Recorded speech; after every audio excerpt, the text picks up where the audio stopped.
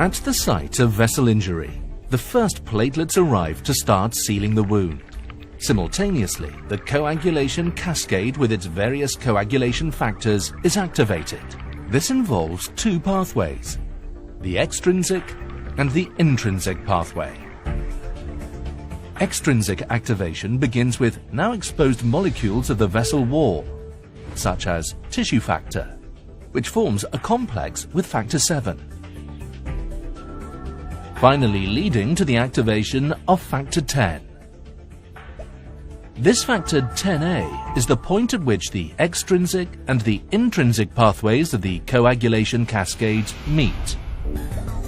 The intrinsic pathway consists of various coagulation factors activating each other in a chain reaction. At its end, a complex with an additional cofactor is formed. This complex now activates factor 10.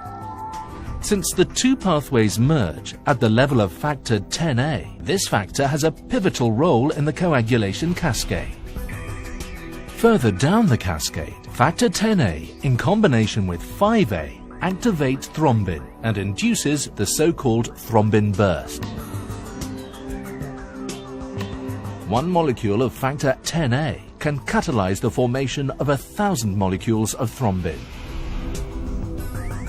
These large amounts of thrombin cause the further activation of platelets and the enhanced formation of fibrin.